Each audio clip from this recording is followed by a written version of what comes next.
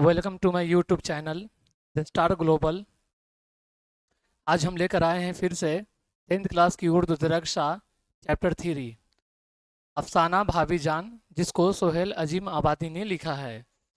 तो बहुत ही short term में मैं आपको इस चैप्टर के बारे में समझाने वाला हूं और मुझे उम्मीद है कि यह आपके ये इम्तिहान में फ़ायदेमंद साबित होगा। तो चलिए हम लोग इस चैप्टर के बारे में समझते हैं।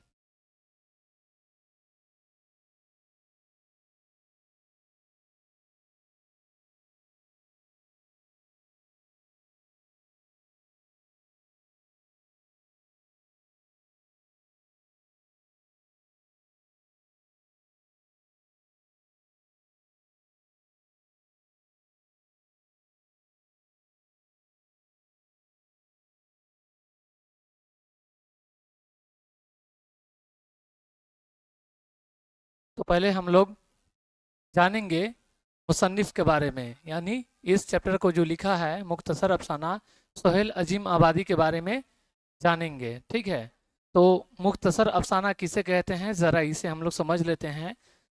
मुख्तसर अफसाना का मतलब होता है शॉर्ट स्टोरी, छोटी सी कहानी को बोलते हैं मुख्तसर अफसाना।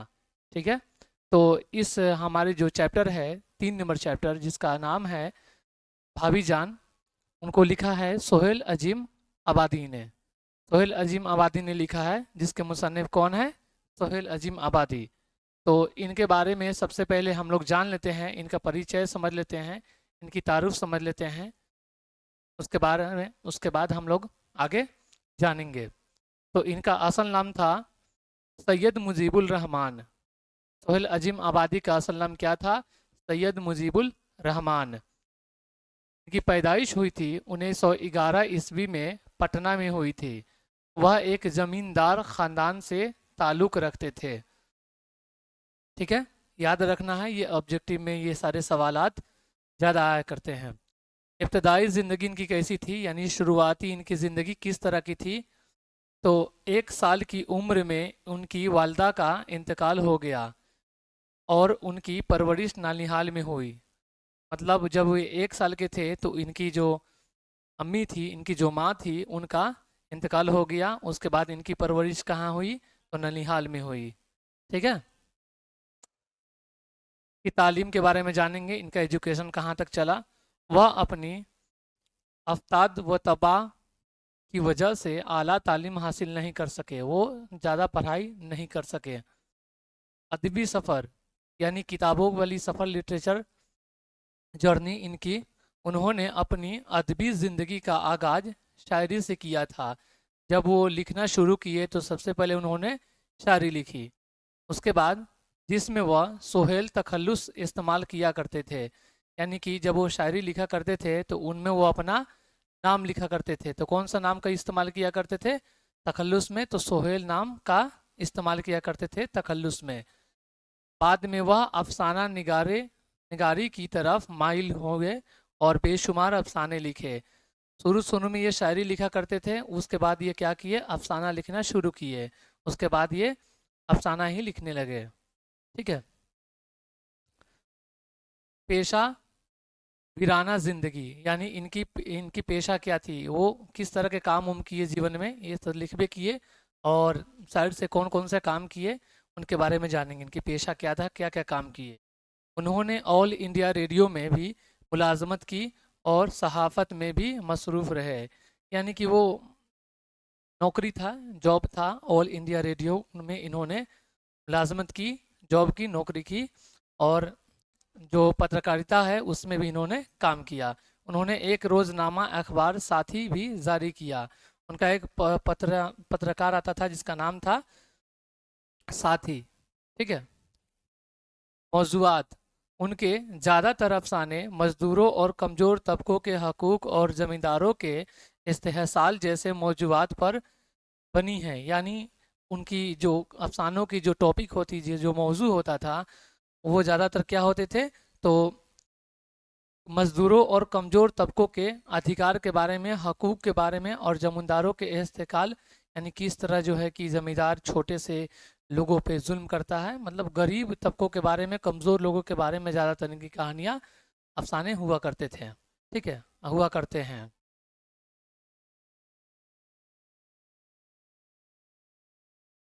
तो आइए आगे समझते हैं। तख्लीकात, इनकी बहुत सारी तख्लीकात है, तख्लीक है, यानी इन्होंने जो लिखा है। उनके 3 अफसाने मजमूए हैं। पहला नाम है चार चेहरे, अलाउ और आदमी के रूप हैं। यानी उनके अफसानों के मजमूए हैं, यानी कि किताबों के नाम हैं इनके, जिसमें बहुत सारे ढेर सारे अफसाने हैं। तो उनमें है चार चेहरे, अलाउ और आदमी के रूप। उनका एक नाविल बेजर के पौधे भी है। उनका एक नाविल भी था, नाविल यानी पूरी सी कहानी, नोवेल उर्दू में। तो वो क्या नाम है उनका, बेजर के पौधे। और इनकी वफ़ात कब हुई, इनका इंतकाल कब हो गया?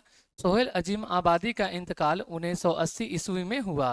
इनका इंतकाल कब हुआ? 1980 ईस्वी में इनका इंतकाल हो गया। तो ये रहा सोहेल अजीम आबादी, मुसन्निफ़ की तारीफ़, तब इनके बारे में परिचय, ज़िंदगी के बारे में इन्होंने क्या क्या किया। तो आइए अब आगे हम लोग अफसाना की तरफ बढ़ते हैं, भाभी जान की तरफ। ठीक है।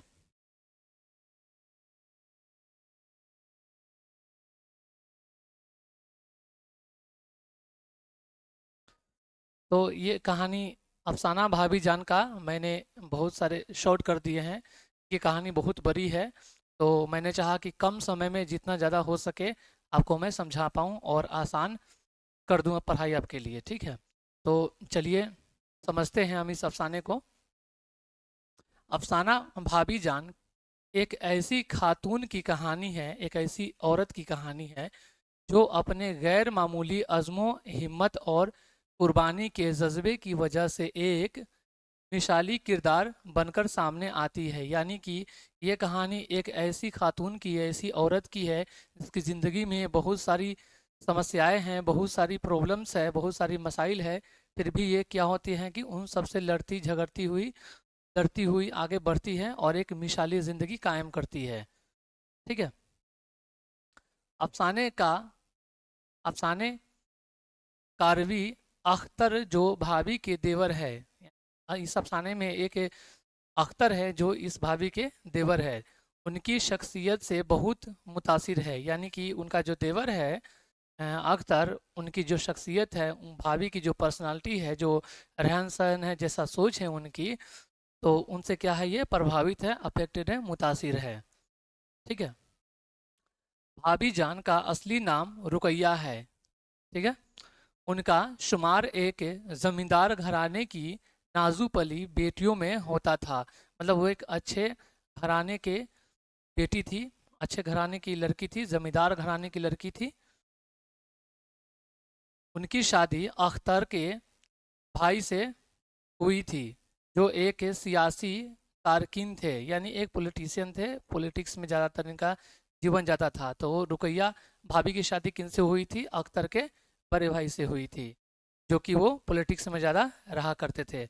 अक्सर व बेशतर अपनी सरगर्मियों की वजह से जेल जाते थे। यानी कि पॉलिटिशियन थे वो, पॉलिटिक्स में ज़्यादा रहा करते थे, तो जिसके कारण बहुत सारी ऐसी मसाइल आया करती थी जिसके कारण उन्हें बार बार जेल जाना पड़ता था। ये सवाल आता है कि भाभी जान के शौहर को बार बार जेल जाना क्यों पड़ता था। ठीक है, इस तरह के सवाल आते हैं, आगे हम लोग सवाल जवाब करेंगे तो समझ में आएगा। तो उनको जेल बार बार जाना पड़ता था। और शादी से कब्ल घर वालों की प्रतिष्ठा था कि ये शादी कामयाब नहीं हो पाएगी, लेकिन उनका ये ख्याल गलत साबित हुआ। रुकैया ने अपने शौहर के असूलों के को अपनाया और उनके कदम बा कदम चलने लगी। यानी कि बहुत लोग कहा करते थे कि शादी तो ऐसे शख्स से कर दी गई है, लेकिन इन दोनों की शादी कामयाब नहीं होगी। लेकिन रुकैया ने उनका साथ दिया और दोनों एक साथ मिलकर के इस शादी को कामयाब बनाया, बहुत सारी परेशानियों को झेलते हुए भी।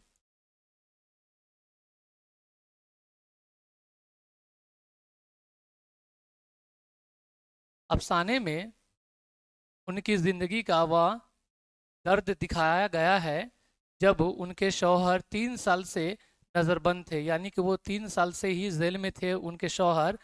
तो किस तरह से उनका दुख दर्द को इस अफसाने में बताया गया है। शौहर की गैर मौजूदगी में वह तमाम जिम्मेदारियों का बोझ अकेले उठा रही थी। यानी उनका शौहर जब जेल में था तो ये अपनी तमाम परेशानियों को खुद ही झेलती थी और सारे घर की जो बोझ था, जो मैनेजमेंट करना, जो घर चलाना, जिम्मेदारियां, उनको ये अकेले खुद ही संभाला करती थी। पहले उनके घर में 4-5 नौकर और माएँ होती थी, लेकिन अब वह सिर्फ एक नौकर के साथ घर के तमाम काम खुद करती थी। यानी कि एक समय ऐसा था, एक वक्त ऐसा था कि जिस समय इनके घर पे 4-4 नौकर हुआ करते थे, लेकिन अब एक वक्त ऐसा इनकी ज़िंदगी में आता है कि ये खुद ही नौकर के साथ मिलकर के अकेले ही काम करती है। एक नौकर और ये खुद अकेले मिलकर के काम किया करती है। ठीक है। तो उन्होंने बीए और एमए करके कॉलेज में लेक्चरर की नौकरी इख्तियार कर ली थी। उन्होंने बीए किया था, एमए किया था और एक कॉलेज में क्या करती थी, लेक्चर की नौकरी किया करती थी। उन की आमदनी बहुत ज़्यादा नहीं थी, लेकिन वह अपने और अपने बच्चों के अखराजात के अलावा गरीब तलबाए मज़दूरों की और अंजुमनों और ज़रूरतमंदों की मदद भी करती थी। यानी कि वो ज़्यादा कमाती नहीं थी, फिर भी वो क्या करती थी, गरीब तलबाओं की, गरीब बेसहारा लोगों की, मजलूमों की, इन सारी लोगों की मदद किया करती थी उतने में ही। ठीक है। एक मौका पर वह एक गरीब तलबाए शुम्मी की फीस के लिए अपनी बेटी की सोने की चूड़ियाँ भी बेच दी थी बेच देती है। एक समय ऐसा आता है कि उसकी एक तलबा थी, एक स्टूडेंट थी जिसका नाम था शुम्मी। उसका इम्तिहान का फीस भरना था, शुम्मी की फीस भरनी थी। कुछ इम्तिहान का कोई फॉर्म फीस वगैरह होगा तो भरना था। तो क्या हुआ कि ये अपने बेटी के लिए चूड़ियाँ सोने की बचा के रखी हुई थी, तो उनको ये बेच देती है और सुम्मी को दे देती है। ठीक है। सवाल आता है कि रुकैया भाभी ने सोने की चूड़ियाँ क्यों बेच दी। तो आगे आते हैं कहानी में। कहानी के इख्तिताम पर जब उन्होंने एक तार के जरिए अपने शौहर को 4 साल की सज़ा होने की खबर मिलती है तो वह बच्चों की तरह रोने लगती है। यानी कि एक समय के बाद ऐसा होता है कि एक बार और इनको ख़त मिलता है और उस ख़त में ये पढ़ के रोने लगती है, क्योंकि उसमें लिखा था कि उनके शौहर को 4 साल और सज़ा हो गई है। ठीक है। तो वो क्या करती है, बच्चों की तरह रोने लगती है, लेकिन जल्द ही वह खुद को संभाल लेती है और कहती है कि ये एक इम्तिहान है और इन्हें इससे गुजरना है। यानी वो खुद को संभाल लेती है किसी न किसी तरह, और वो खुद को समझा लेती है कि ये एक तरह के इम्तिहान ही है जिससे हमें किसी न किसी तरह लड़ते हुए आगे बढ़ना है, निकलना है। और ये कहानी रुकैया भाभी के बहादुरी, सब्र और कुर्बानी की एक खूबसूरत मिसाल पेश करती है। यानी कि इस कहानी में रुकैया भाभी की सब्र को बताया गया है और उनकी कुर्बानी और इनकी खूबसूरत मिसाल पेश की गई, किस तरह एक औरत जो है कि अपनी तमाम परेशानियों से लड़ती हुई अपनी ज़िंदगी को गुजारती है और संभालती है। वह एक ऐसी शम्मा की मानिंद है, यानी वह एक ऐसी शम्मा की तरह है जो जलकर दूसरों की ज़िंदगी में रोशनी फैलाती है। यानी उसकी ज़िंदगी एक शम्मा की तरह है जो खुद ही जलती है और पिघलती है, लेकिन दूसरों को रोशन करती रहती है। ये रहा इस कहानी का, अफसाने का खुलासा, जो मैंने बहुत ही कम समय में आपको समझाया। उम्मीद करता हूँ कि आपको ये समझ में आ गई होगी।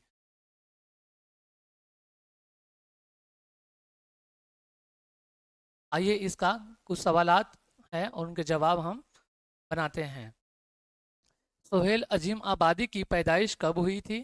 तो सोहेल अजीम आबादी की पैदाइश हुई थी 1911 ईस्वी में, पटना में हुई थी। ठीक है। और उनका आबाई वतन कहाँ था? तो उनका आबाई वतन शाहपुर भदौल है। यानी वहीं इनका गांव का नाम है शाहपुर का भदौल, जो पटना ज़िला में ही स्थित है, वाक़ है। अगला सवाल है, इनके बचपन का नाम क्या था? तो इनका असली नाम या बचपन का नाम सैयद मुजीबुल रहमान था। ठीक है। बाद में ये सोहेल अजीम आबादी किताबी नाम था, अदबी नाम था इनका। का असली नाम था, बचपन का नाम था क्या? सैयद मुजीबुल रहमान। 4 नंबर सवाल में आते हैं। सोहेल अजीम आबादी की तख्लीकात में उनकी अफसाने मजमूओं के नाम लिखिए। यानी उनके जो अफसानों के जो मजमूए थे, जो किताबों के नाम थे, के नाम बताइए। तो इनके 3 अफसाने मजमूए, 4 चेहरे, अलाउ और आदमी के रूप हैं। ठीक है, इन्हें याद करना है आप लोगों को। ये इम्तिहान में बार बार पूछे जाते हैं ये सारे सवालात। सोहेल अजीम आबादी का इंतकाल कब हुआ था? तो सोहेल अजीम आबादी का इंतकाल हुआ था 1980 ईस्वी में हुआ था। ठीक है। अफसाना भाभी जान में मरकजी किरदार कौन है? मेन किरदार कौन है? तो अफसाना भाभी जान में मरकजी किरदार रुकैया भाभी है। ठीक है, मेन किरदार रुकैया भाभी है।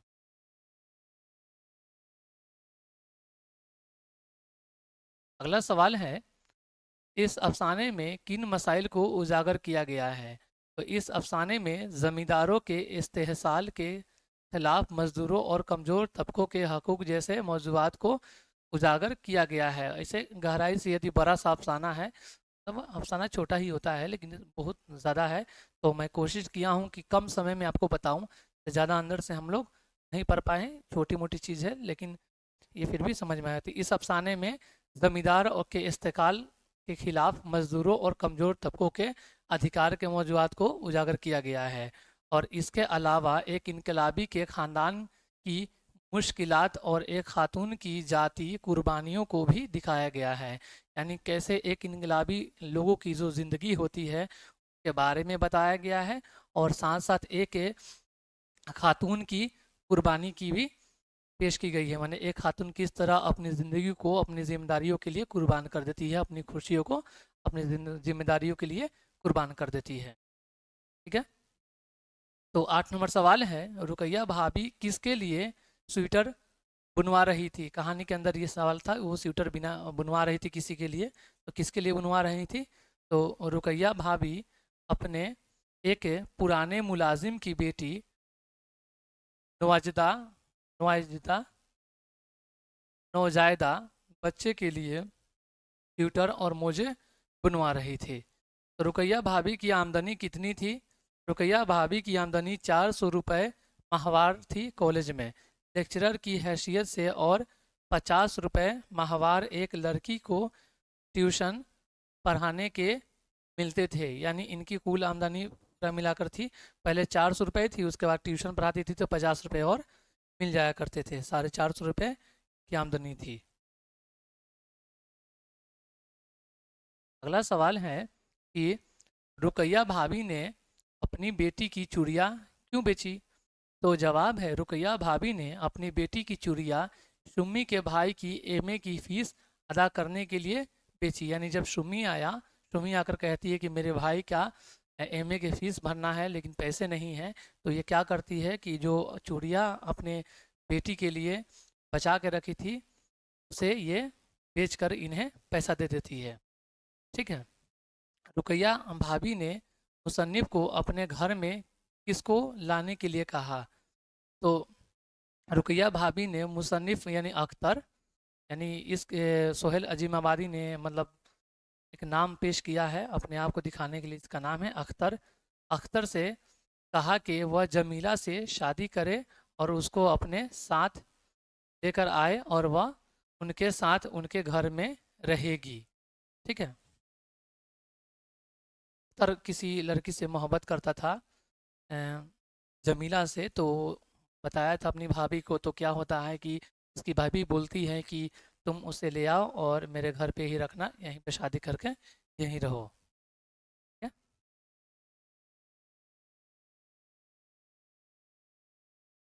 तो हो गया, इतने जितने सवालात थे मैंने उसको बनाने का कोशिश किया और आपको समझाया। और ये सारे सवालात है कि इम्तिहान में अक्सर पूछे जाते हैं। तो अगर आपको ये अच्छा लगा तो हमें एक प्यारा सा कमेंट कीजिए, फिर हम आपको आगे वाली वीडियो लेकर आएंगे बहुत जल्द। ठीक है। Thank you.